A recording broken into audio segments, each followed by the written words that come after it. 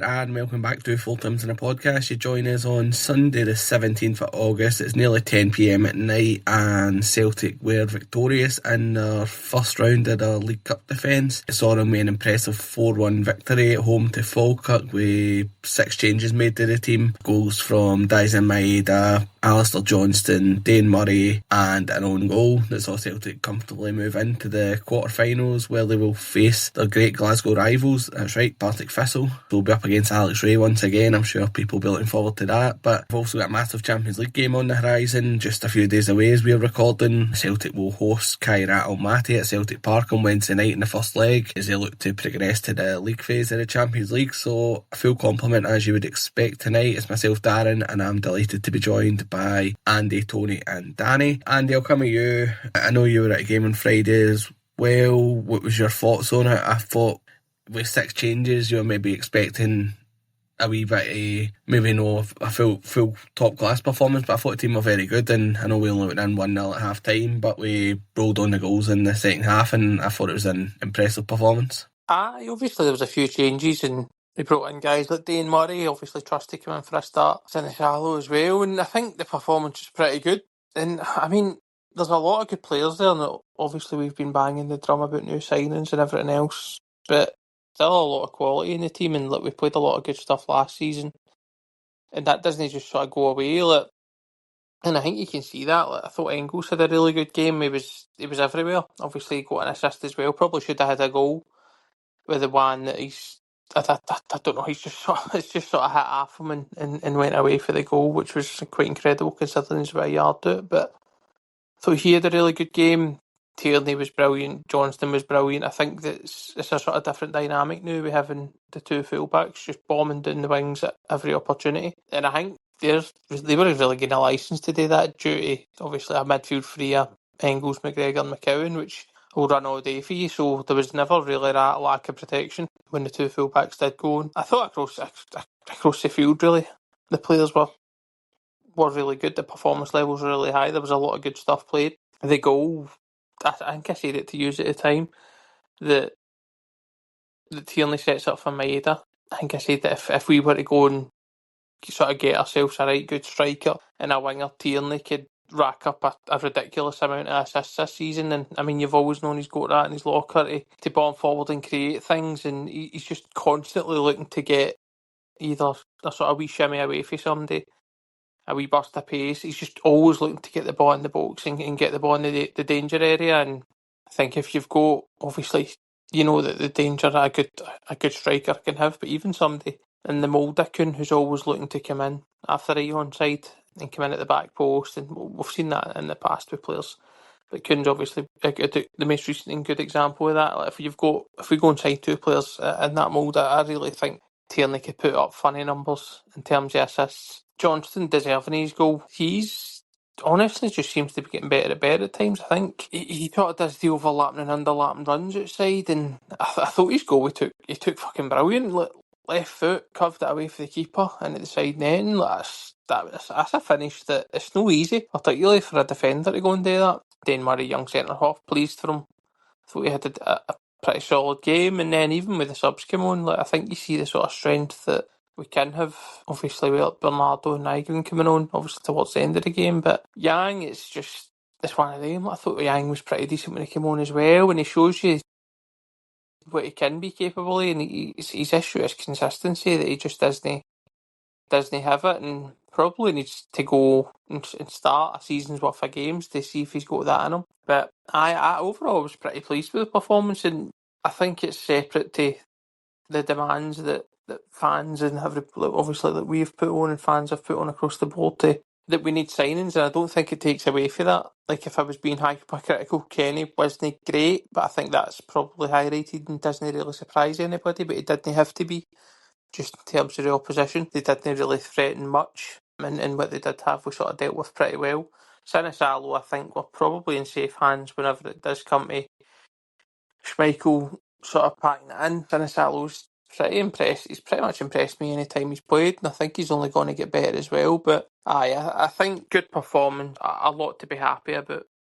But I think it just shows you that there's the basis of a really, really good squad that just needs strengthened. But I ought to be happy about. Good day out, good game for the fan. These League Cup ties can sometimes be a bit tedious, but that was a good one. And on to the next round, Tom, which is the most important thing.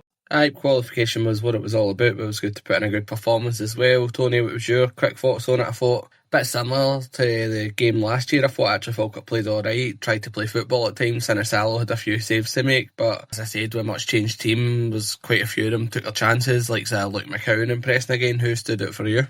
I thought Arnie Engels was outstanding. I thought his deliveries were such a breath of fresh air, and obviously was rewarded when Big Dane Murray scored for one of his deliveries, but he had plenty just right into dangerous areas, and if you do that against any team, you're going to have a bit of success. I thought it was. I quite enjoyed the game. I really did. You know, I thought it was good. I don't want to get straight into a kind of negative, but bear with me. I think this was frustrating me even more. Is Brendan's clearly getting us playing again, and it's good to watch. And these cunts are still not getting him any additional players. But anyway, I'll go back to the positives. I thought it was really good. I enjoyed it. Really comfortable. It seemed like a good turnout on the night as well. Tierney he was above Scottish football, for honest. He was excellent. It was good to see, obviously, Dave Murray signed his new contract and get a goal. He has a huge presence. Alistair Johnson, great finish as well. Obviously, Yang, sometimes he looks really good and really direct, and he causes the own goal. Yes, Tierney set up Maida for the first. So it was good to see they two linking up. That could be a kind of deadly partnership. As Andy mentioned, Tierney could get a hell of a lot of assists this season if we keep playing the way we are. But no, I think everybody was good. There wasn't anybody that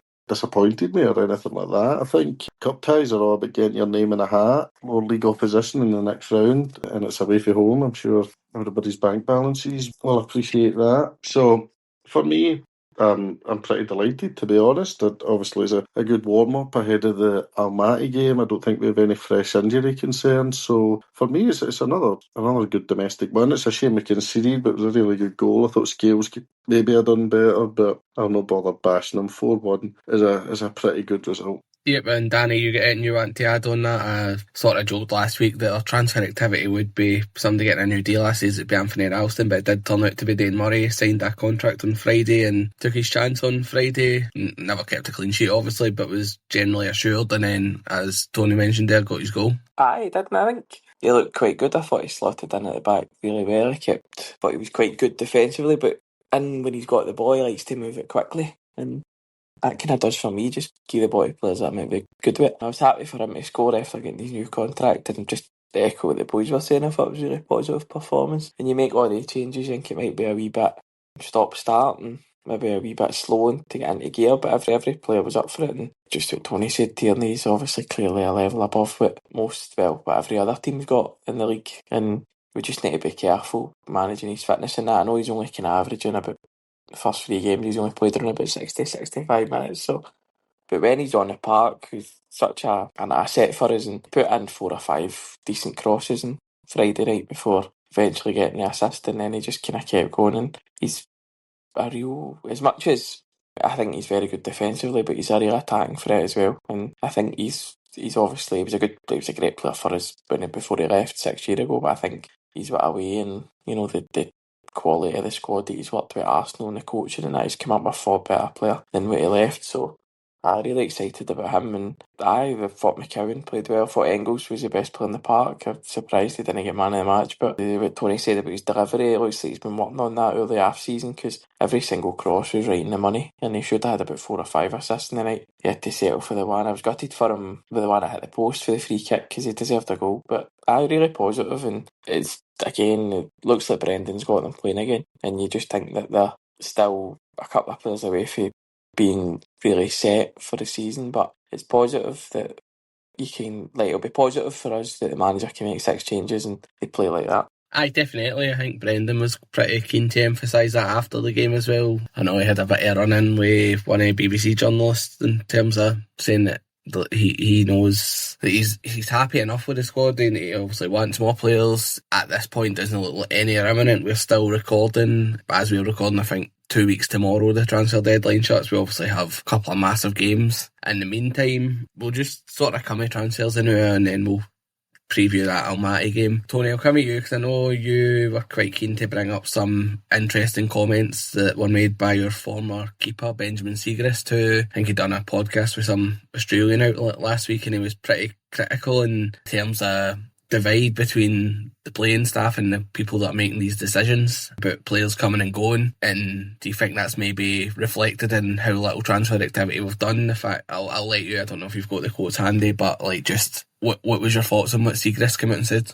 A chance for me to bash the Celtic board. Of course I'll get the quotes handy. Bear with me. No, just to make everybody aware, I'm actually just reading the article from Glasgow Live. These are not the thoughts of me, Tony from Pod Tims. These are comments of Benji Siegrist on the Bondi podcast. So the kind of first part, I think he says basically Rodgers didn't fancy him, which is fine. But some of the comments are quite incredible. He says, I had an offer from a team that I was willing to go to. Celtic said yes initially, then they changed their mind. Now I was stuck with the transfer window shutting. And again, a lot of people don't get this. They never see me again because I'm not in any match day squads because I've been demoted to number 3. That's my job. I'm not complaining, but I felt like I needed to play to get my confidence back. It was a team that was playing European football at the time. It was a yes, then the next day it was a no. This doesn't work, that doesn't work. As a player, you're not wanted by the manager. Another team wants you. You can go on loan and you've been told to sit as a number 3 when you could be playing Europa League. I said, it's not ideal, but I have a job. I'm employed. I'm going to do my number 3 role until January, then try again. That's okay. So he didn't cause a fuss, which is fine. I guess he would have been entitled to. So he then explained, in January, exactly the same scenario. I had another team going for a league in another country, a top division playing European football. I was on holiday, actually. Everything was agreed, and then I found out the Celtic just hadn't responded to that team in 4 weeks. Oh, fuck me. I spoke to Stevie, who's Stevie Woods, and he says, yeah, I think in January can go. It always felt like a win-win to everyone. I was still under contract. If they wanted to sell me, I'd have a higher resale value. I spoke to the new team, the sporting director, the goalie coach. It was a done deal. I was ready to pack up. I went on holiday because it's the last season we had a winter break and spoke to my agent and said I hadn't heard anything. Some people on the Celtic board just didn't respond to inquiries from the other team. Why not? It's a good question. And then he continues on. Ultimately, Celtic did what was best for them. They needed 3 keepers at base. And he went on to say that it was always respectful with him and Brendan Rodgers. I mean, when I read that, I actually couldn't quite believe the comments he was making, that the Celtic board just hadn't responded for 4 weeks to another team.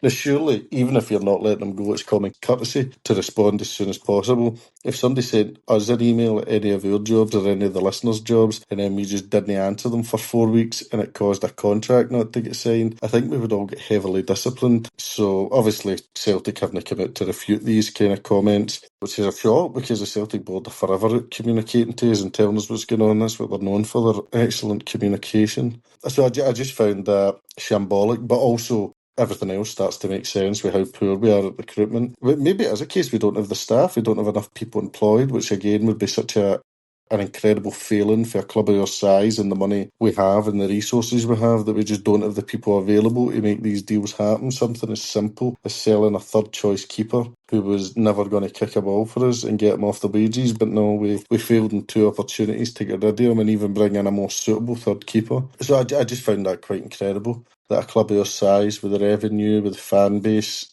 and he says the Celtic board didn't reply for 4 weeks to another club. And then you wonder why clubs like Go Ahead Eagles are apparently laughing at us. They're just so poor, so poor. I think I was saying that earlier on the chat. It's mad how there's obviously Celtic, there's so many people at the club you love and adore, and then there's other people that you can't stand. But I guess I was just, I just couldn't quite believe that article. I thought it was ridiculous. I felt sorry for Siegrist. A year of his career just totally wasted because apparently we didn't respond to an email. So I think where I stand now, I'm really happy with Rodgers. Even with all the noise and all the speculation, he's doing his job. The players are clearly played for him. We're looking good. We're in a good position in the league. We've started well in the cup. Obviously, the biggest game in terms of where we're going to be playing European football is coming up very soon. That's huge. Hopefully, we can get a signing in for that that's going to have an impact. Whether that's going to happen or not, I really don't have any idea. But even if they do, I think the argument could be made that it should have been done so much sooner in order to prepare for this. And anybody that says it takes so much time, refer them to us selling Kuhn as soon as possible for Como. So don't listen to any of that shite for anybody. It's a garbage excuse and one that we shouldn't accept at any point. So I read that article. I think it came out on Friday, and I thought it was a wind up at first. I thought it was somebody sent it to me to raise my blood pressure.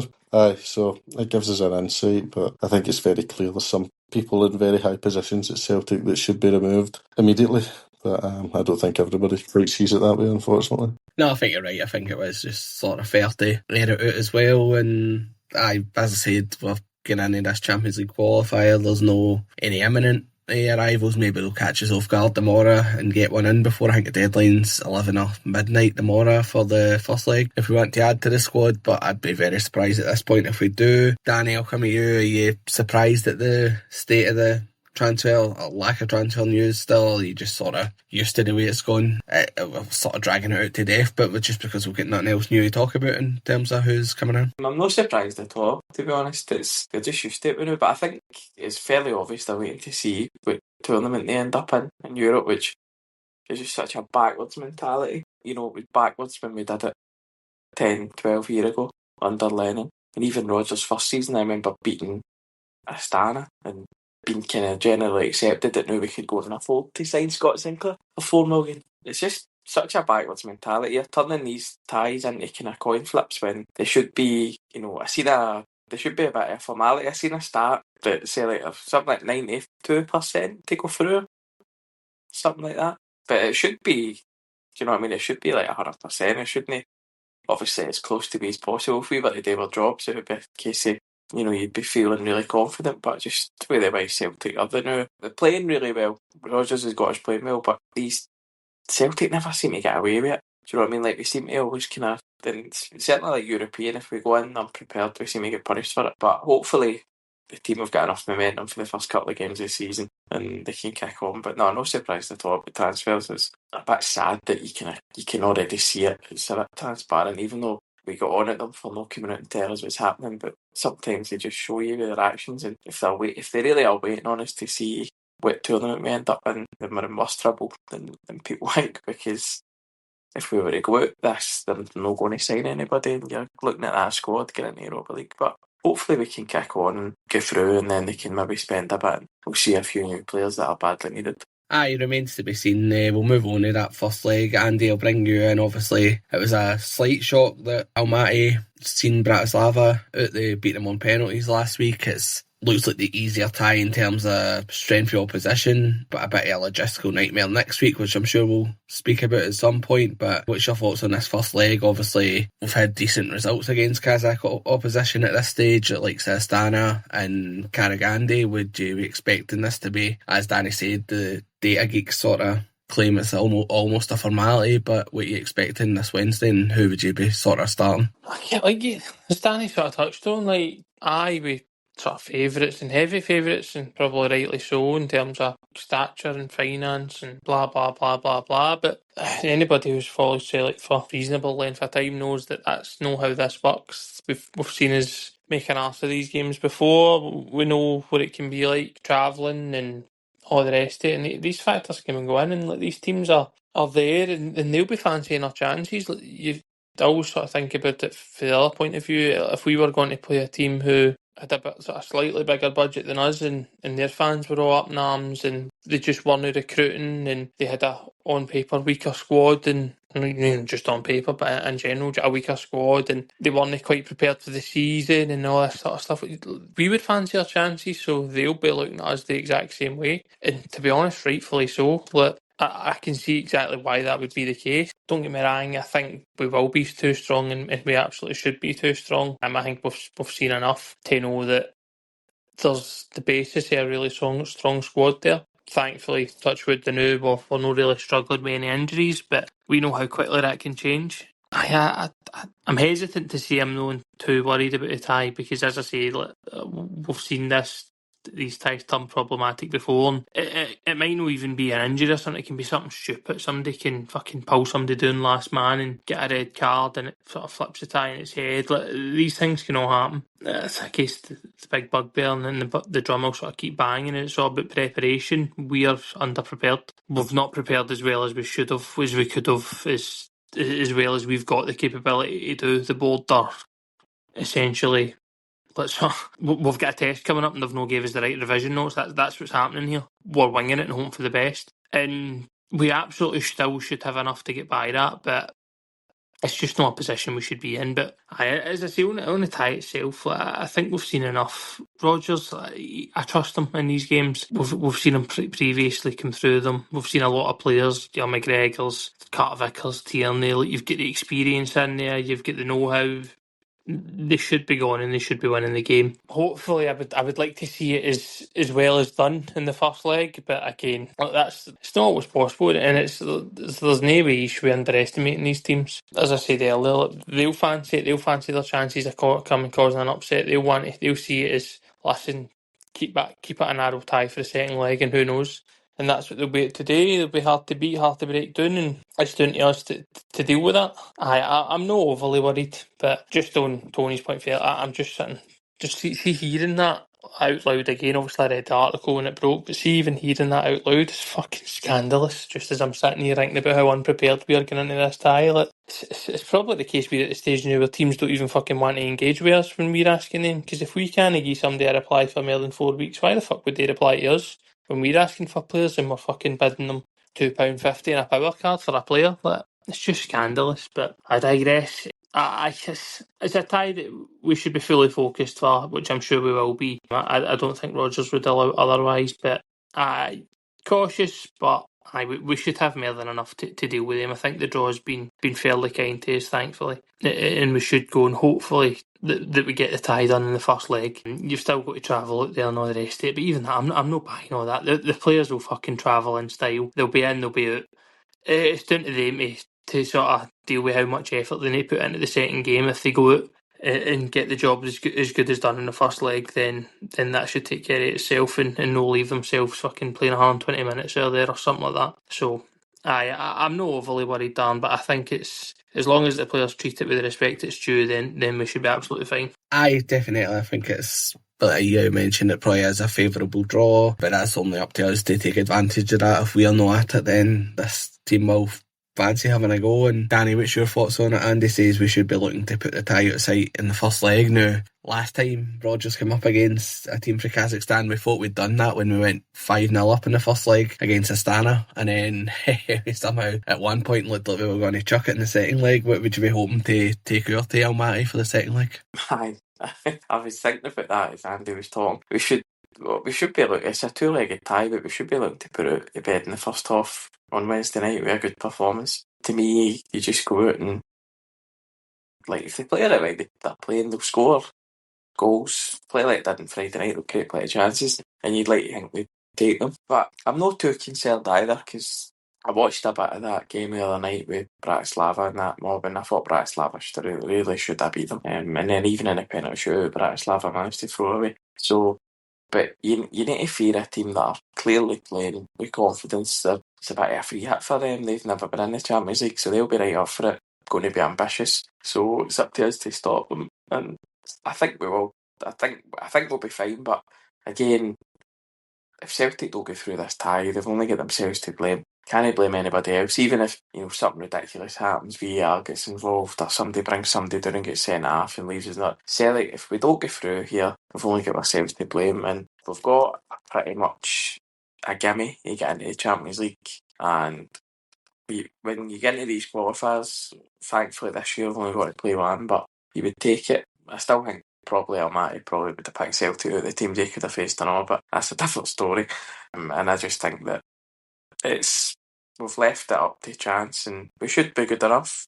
Play the tie 100 times, we'll probably win them 99, but if we don't win it, then they've only got themselves to blame. And maybe, sorry, I don't think that'll be the case. I think we'll win, but I'm a bit pissed off that we're not better equipped going into this tie. No, I think you're right. I spoke about it on here last week, saying with the state of the other mob across the city and the Champions League tie we'd been given, we should be at a point where we think it's almost unthinkable for us not to qualify, but I still think, look, at this stage of the Champions League qualifier, the playoff round, it's our first point of entry, but it's no Almaty's and as bad as Bratislava were at Celtic Park, and when we hammered them easily, they obviously made the league phase last year, so Kairat's went and put them out, so they'll. One of you said there, like, we probably would have picked out Kairat, but they would have also potentially picked us out. We're no way at fault, and we've started the season well, but there's plenty going on off the pitch that isn't so well. But Tony, I think it was Brendan's third season in his first spell that he failed to qualify with that qualifying loss to AEK Athens. What are you expecting from this one? And just again, is it sort of, do you think it'll be contrast to what's happening off the pitch, that it will be sort of as comfortable as a lot of people think? Oh, I must admit, I just can't get confident for Champions League games. I mean, there's qualifying games. I mean, I've seen it all. Fucking Maribor, Malmo, fucking Johan Gaberget, Ferencváros, Cluj, AEK. You've seen it all a million times, so I'm not sitting here going, really overly confident. I mean, I think we should win. We're a better team than them. But I think I was talking to a friend of the show, Melbourne. I think he told me actually that they're lower ranked in the European rankings in Hearts. So that shows they've obviously not got much standing in the competition. But I think the worry for me is I think our attack is shite. I don't know, it's a terrible thing to say, but I say you need the winner. I mean, Adam Edith's just not happening for him. Johnny Kenny's not really done much. Yamada, I don't know. Forrest has been okay. Yang's okay. Maida's really good. I mean, it's no, don't get me wrong, I think other parts of the pitch are fine defensively. I think we're good. And obviously Tierney's such a bonus, but I just don't understand why you would gamble this game when it's worth so much money, which is what obviously the people in suits are all about. It's all about the business thing. Surely you would speculate ever so slightly just to make sure you accumulate at this point. But I don't know. I think we'll go through, but I don't think it's going to be easy. I think maybe win 3-1 on Wednesday, which wouldn't have me full of confidence going to Kazakhstan. I think the last time we played in Kazakhstan, me, you and Danny watched it, and it's one of the drunkest you've ever been. I think you were extremely stressed watching that, and we were 6-1 up at half time. So the hope is you win 5-0 and you kill the Thai Stone Deed, you fly out the chaps. I'm sure it'll be a great atmosphere at Celtic Park. So that's the hope, that we fly out and do the business in here. Maybe we'll sign a big player right beforehand and they'll be ready for maybe the tie abroad when we go to Kazakhstan. So I'm not saying it's done and we're definitely into the Champions League. I certainly wouldn't be that cocky or arrogant. So, but I mean, we're heavy favourites for a reason. We should win, and if we don't, then if we don't go through this tie, then we don't deserve the Champions League. We deserve exactly what we'll get, which is Europa League. And then there'll be some real questions asked to everybody, for the manager, to the board, to everybody in between. So, but hopefully we can get the job done, and it would be a really hugely positive start to the season in terms of winning the first two league games into the quarters of the Cup and the Champions League. You would need to say on the pitch, if we get through, it would be 10 out of 10. Hopefully we can beat Livy in between that, and then of course it's off to Ibrox. And if you read any of their comments at the moment, I think they hate Russell Martin more than I dislike some people at Celtic, which is quite incredible. Aye, it's quite a contrast, and you're right, that's second leg in Astana was one of the drunkest I've ever been. You all come out of my flat in Hamilton. Well, Andy didn't, but you and Danny and a few other pals did, and I just remember it, and that's the thing, like what we're talking about. It doesn't matter what you do in the first leg, it's a two-legged tie, you've got to see it out. I was panicking that night because I think that Tuamasi or whatever his name was, he just looked like he was going to score every time he get the ball, and it was a classic Celtic away in Europe. And after it I wasn't going to go at first to the gone but not forgotten St Vincent's, and then turned up, jumped out on the train with us, got blackout drunk, but came in my senses, says I'll get the last train home, fell asleep on that and woke up in Larkhall, all places. So just shows you there's always somebody worse off than you. But I'm looking forward to it because I'm enjoying what I'm seeing for Celtic, and now Brendan's got the team playing well. It should be better, we should have better quality, but Brendan's got the team starting the season superbly like he did last year as well. Kairat, obviously, as I say, they'll pose their own threat. They'll probably come to Celtic Park and look to be hard to beat, and They've got that wonder kid who's already agreed to join Chelsea. It seems to always be when we come up against these teams that they've got this wonder kid that's already been found, and obviously a few years ago it was Mudryk for Shakhtar, and it just seems like it's always us they come up against, so hopefully he isn't as good as people are making out. But I think at Celtic Park, like if the first leg was in Kazakhstan, then I think it maybe would be a trickier affair, but I really fancy us to put on a strong performance, just getting through the team. I know we made 6 changes on Friday night, but I'm expecting a pretty familiar looking team. Obviously Schmeichel I'd expect to come back in, Johnson, Tierney will still be there. I think Scales will come back in with Carter Vickers. In the midfield, that's probably where you're looking, because obviously Nygren's been playing in there and been one of our big signings this summer so far, so it'll be interesting to see. I'm going to throw a bit of curveball in because I think the midfield will be Hatate, McGregor and Engels. I think Luke McCowan will be unlucky to miss it, but I think that'll be our midfield, and I think Nygren will go outright, because this is what I'm leading to. I think there's a good chance that Daiza Maeda is going to get put through the middle. I know Brendan's been persistent with Adam Ida in the league, and he's been saying how he's a striker, but I just have a feeling on Wednesday night that Maeda's going to get the nod to get put through the middle, and I think Nygren will be outright, and you probably have Yang out left. That's my prediction now. I know James Forrest could be in the equation as well, but I just have a feeling that we're going to go with Maeda through the middle. But I really fancy it, and as I say, I fancy Celtic to have too much for this team. Maybe no kill the tie completely, but I think one of you said 3-1, wouldn't be surprised with something like that. But I'll go first with my confirmed prediction. I'll go for 3-0 Celtic, and I think that the goals will come from Callum McGregor, Liam Scales and Benji Nygren. I think that they'll be the 3 that put us in a strong position going into the second leg. Danny, I'll take your prediction. I agree with you. I think Nygren will start on the right, and I think Engels will start, but I do think it'll be Maeda and Ida next to Nygren. And I think, I think Celtic will score at least 4. I just don't know how many they'll score. I'm going to go for 4-0, and I think Ida will get 2 because he needs them. And I'll go for Nygren to score again. And the last goal will be an Arnie Engels penalty. Would certainly take that. Andy, what's your score prediction? I've actually got 4-0 as well. I reckon it'll be fairly comfortable. Engels will score, Ida will get 2, and Maeda will get the other 1. I would certainly take that. And Tony, I think you mentioned 3-1. Are you going to stick with that, or do you get something else, and there's any changes to the team you'd make? I don't know, I'm not going to give a shock negative prediction. I'll stick with 3-1. I think he'll play. I think if Rodgers was to bin him this early, I think that would just totally fuck his confidence, which is already on its arse by the looks of it. So I think he'll give Ida the chance to get a big goal, and that's it. I mean, he's had these moments before, Ida, where he gets big goals. You think, right, that's it, he's going to kick on. It doesn't quite materialise. All you can hope for is he gets a goal on Wednesday, and it's of kind of significance, and then he gets into a rhythm against Livy, and yada, yada, yada, and then maybe Ibrox, he scored twice there already in his Celtic career. So I think for me, I would go with Ida. And I quite like the idea of Negren right and then Maeda out left. I think that's a pretty solid idea. And I would go with the midfield with Hatate, McGregor and Engels. I think Engels, hopefully another one that you hope can start to get going. They two, a lot of your fans kind of use they two as a reason why we shouldn't spend money, because we spent money and they have been excellent, but I don't really understand it. I think they still contributed. And then the defence, I mean, if Pusey's fit, I would play him. I can't watch Liam Scales in a big game. I don't think it's just not something I want to see. I certainly don't want to see him at fucking left back either. So for me, it would be Pusey, Vickers with Johnson and Tierney, and obviously Schmeichel and goals. So obviously that won't be the case. It'll probably be Scales. See, to be fair though, see Pusey isn't he fit, which he probably is not going to throw him into a Champions League qualifier. I'd start Austin Trusty. I think Trusty's been absolutely fine whenever he's come on, so I would be happy to see big Trusty play. By 3-1, I don't think I gave scorers. I'll go for Adam Ida, Arne Engels, and James Forrest off the bench.